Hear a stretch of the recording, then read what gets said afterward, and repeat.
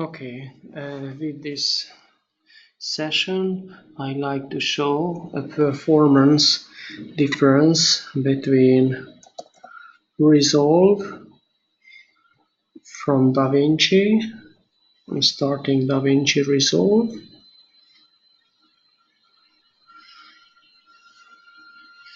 And this Davinci Resolve is in a beta version, the public beta. The maker, Blackmagic Design, announced that it has some performance updates. I'm using a Microsoft Surface Pro 4 with 16 gigabytes of RAM and 500 gigabytes of disk SSD, of course. Okay, let's open a project which I created.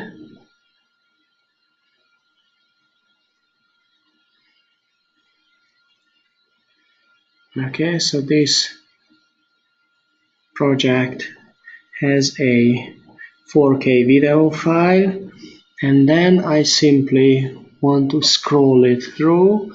I simply keep pressing the right arrow button. Now I start pressing it. Okay,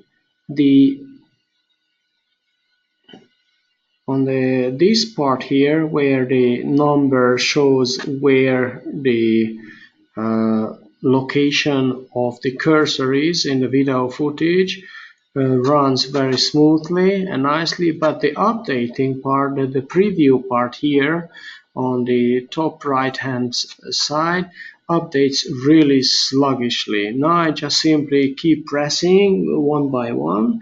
I start dang, dang, dang, dang, dang, dang, dang, dang, dang. Okay, I wouldn't say it's terribly slow, but definitely sluggish. Now I press faster. Okay, of course, it's really sluggish. I wouldn't say unusable, but definitely this is on a Windows computer. Now let's open the other video editing tool that I am using. Of course, I save this project, which is Premiere Elements 14.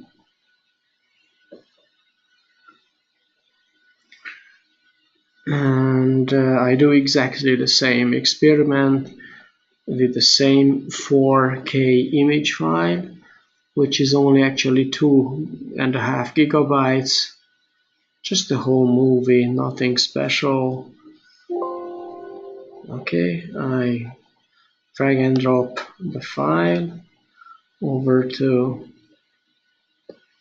the